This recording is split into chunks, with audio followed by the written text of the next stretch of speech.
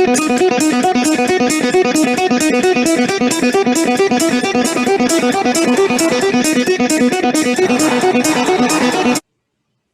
guys, it's Mr. Kilburn, and I'm going to go through some of the standards that we kind of stunk at on 2019 that you just did. So I recognized what standards they were using this cool sheet that I checked off who missed what questions. And I went back to, I think it's 2015, just an older Regents using these same standards, and go through some of these, and hopefully it clarifies whatever the issue is. Because sometimes, I mean, this being your first Regents course, we go through a lot of stuff. And if you don't get it right away, or some time passes and then you see it again, and then you almost get it, but not quite. Sometimes just seeing it one more time, your brain makes those connections like, okay, now I get what this looks like, what they're asking me when they ask about zeros. And when you just said equal to 0, maybe put it in vertex form, solve it, whatever the case may be. So it's all about just seeing it one more time. That's the goal of this. I'm not going to go through a ton, and there's like 6 questions I'm going to go through using these different various standards, and we'll go from there. Okay, so let's start with this first one. It says, which expression is equivalent to x to the 4th minus 12x squared plus 36? So I'll be honest with you, sometimes when you see these, it's probably easiest to just start foiling or Punnett square and go from there. So I would start here, and like I said, and foil. So let's see here. So this times this and this times this, give me x to the 4th. X squared times -6 is -6x squared. -6 times x squared is -6x squared. -6 times -6 is positive 36. And lo and behold, without doing a whole lot of work, it is in fact choice 1.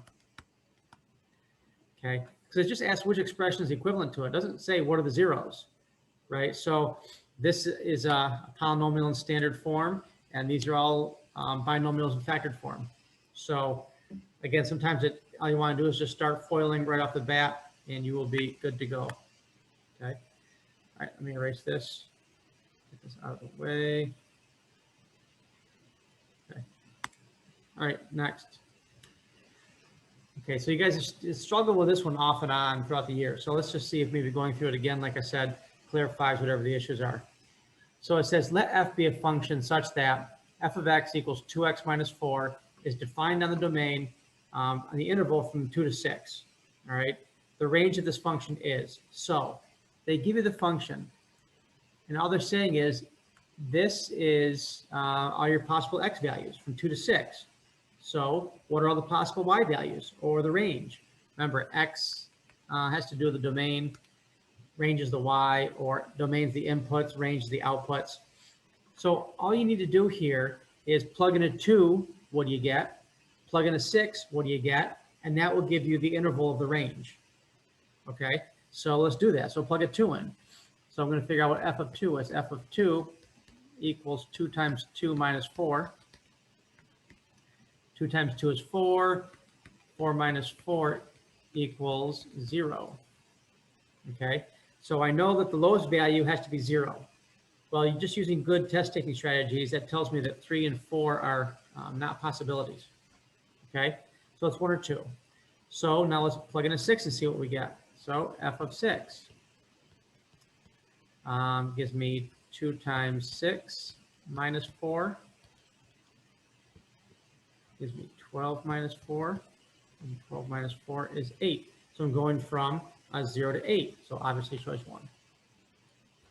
Okay, again, domain, the x values, and range of the y values, inputs, outputs. For those kinds of questions, all you got to do is substitute and evaluate. What's the lowest possible domain or x value? What's the lowest possible range or y value? Okay, next. The table below shows the average diameter of a pupil in a person's eye as he or she grows older. So a pupil eyeball, okay? And so you got a table here with their age and their average pupil diameter. And as you can see, as a person gets older, no making fun of me, my pupil is getting smaller. So my pupil Dang, it's getting close to this one right here. 3.5. That stinks. Okay. Anyway, it says, what is the average rate of change in millimeters per year of a person's pupil diameter from age 20 to 80? Okay, so I know you've heard me say this 1,000 times. Average rate of change, what one word means average rate of change, and that would be slope. All right, so basically want to know, well, using this ordered pair and this ordered pair, what is the average rate of change? Well, I mean, the formula for slope is not on your reference sheet, but you've used it so many times. Last year with Miss Lydiard, and this year, obviously, slope is delta y over delta x, right? It's the change in the y values over the change in the x values. That's all delta is. It's the Greek letter, means change. So all you have to do is subtract, okay? So you could do, I don't know, 4.7 minus 2.3 all over 20 minus 80.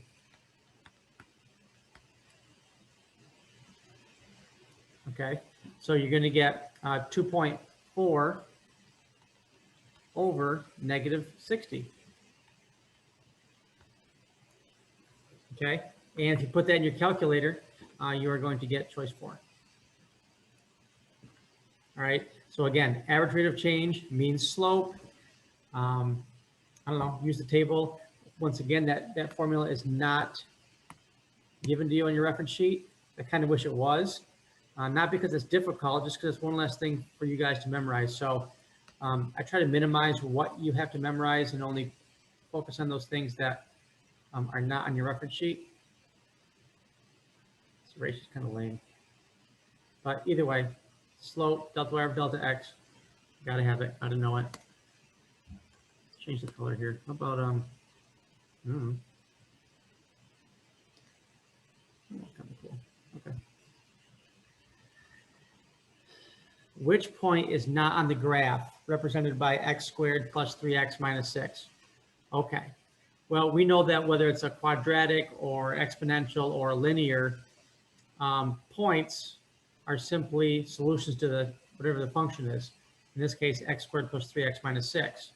So if they want to know which point is not on there, you could, if you wanted to, take and substitute that in, or if that doesn't work, try the next one. But if you want, it might be easier to graph it and bring up a table and see which point is not on there. So let's just do that briefly. Stop share. So let's see here. I want to share this and this.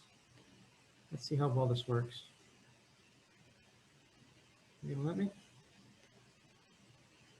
Might. Yep, it is. Okay.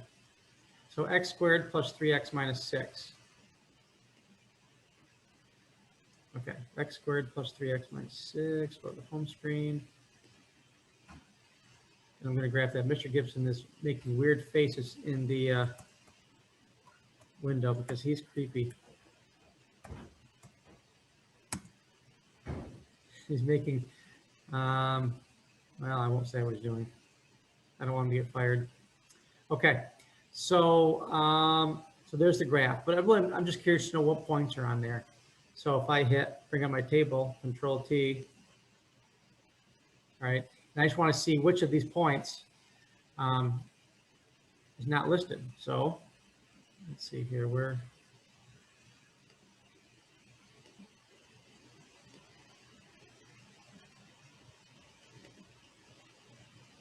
Here we go.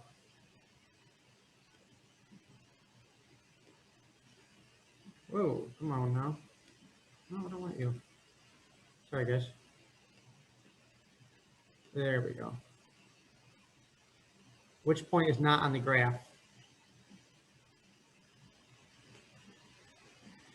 Okay, so I want to see is negative 612, negative 42, which one of those is not there in the calculator? So I don't know if you can see this, but I'm going to scroll a little bit up here. Okay, negative 612, that's on there. Negative 4, negative 2, that's on there. 2, 4, that's on there. 3, negative 6, nope, should be 312 right here. And I will Bring this over.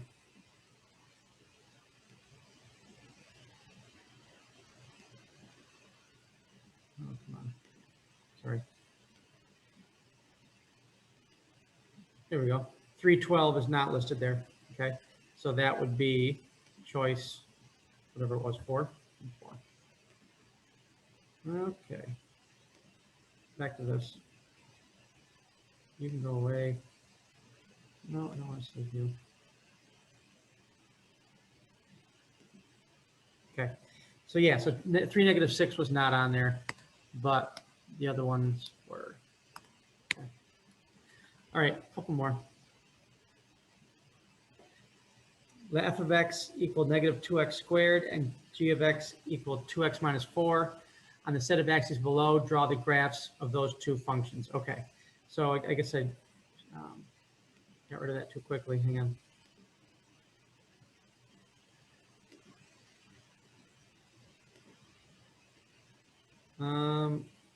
Well, I guess I'll just rehand it. Okay, so -2x squared. I'm going to cheat a little bit here because I got rid of my calculator. But anyway, so -2x squared would look something like this. Let's see here. So this would be here.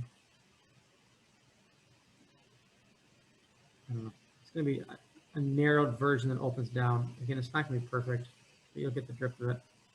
So this one, 1, 2, 3, 4.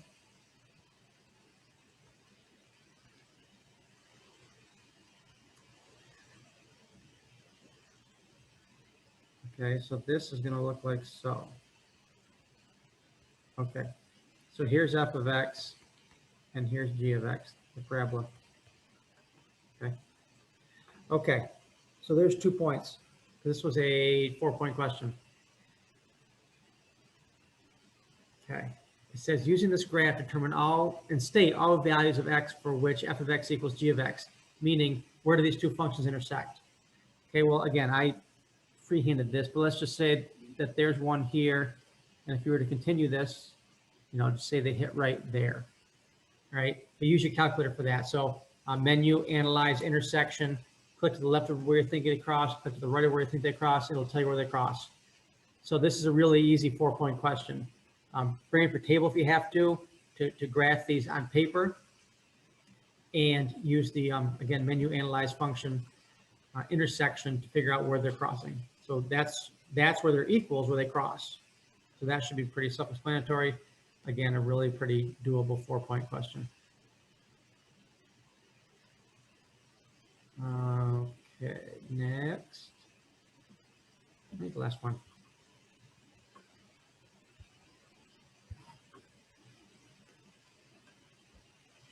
Well, come on.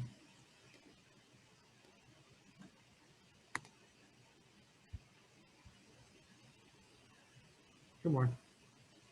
Okay, it says Guy and Jim work at a furniture store. Guy is paid $185 per week plus 3% of his total sales in dollars, X, which can be represented by 185 plus 0.03X. So they're not even making it come up with that function. They're just telling you what it is. Jim's paid $275 plus 2.5% of his total sales, which can be represented by that. Determine the value of X in dollars that will make their weekly pay the same. So whether it's a multiple choice question or a short response, whenever they say, and like the last question, when does f of x equal g of x? You want to know when do these two functions intersect, or if you were to graph them, or when are they equal? Well, they're equal when they're equal, right? Just set them equal to each other and see what the value of x is. So 185 plus 0.03x equals 275 plus 0.02x. Right, so we're going to subtract 185 to both sides. And we're going to subtract 0. Oh, shoot, this is, hang on. This was 0.25. Excuse me. 0.25x. Okay. We'll do that to both sides. I'm going to do 2 steps in one to save time. Those cancel, those cancel. Here I'm going to get 0.0 5x equals 90. Yep, 90. Divide 0.05. Divide 0.05. If I remember right, this was 18,000. I remember this question from years ago too. No more H jokes. I know, I'm old. 1,800. Is that right?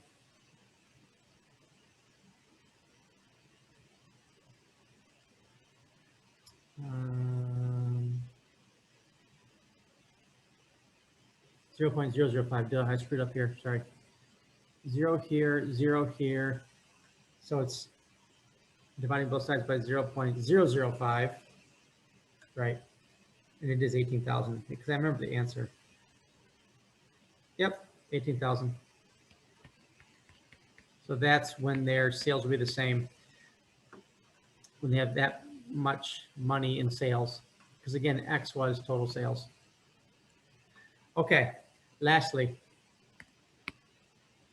Actually, can I just do, oh, I can, sweet. I've been wasting time erasing. Sorry, guys. Hey, listen, you don't become viral, you know, with math merch coming out.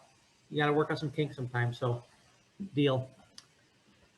Okay, lastly, the zeros of the function f of x equal x plus 2 quantity squared minus 25r. So remember, when they're saying what are the zeros, you need to set it equal to 0. I mean, I know I sound redundant, but you got to. So x plus 2 squared minus 25 equals 0. Okay, so hopefully you recognize your first step should be to add 25 to both sides. Those cancel, you get x plus.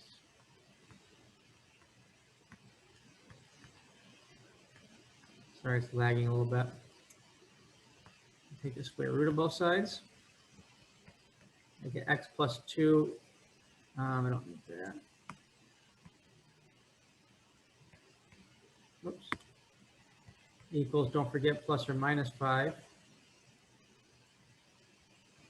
Oh, I can do it that way. Okay.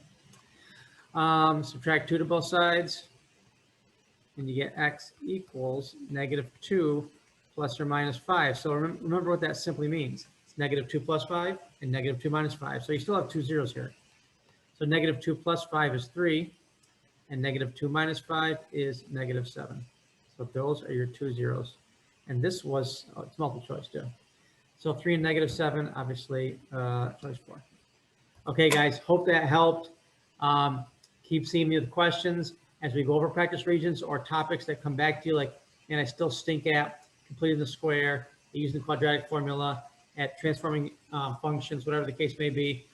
Go on YouTube, come see me, get with a friend, study, whatever it takes. Okay? Hope this helped again, and that's all I got for you. Okay, guys, have a great day. Keep it real. Out.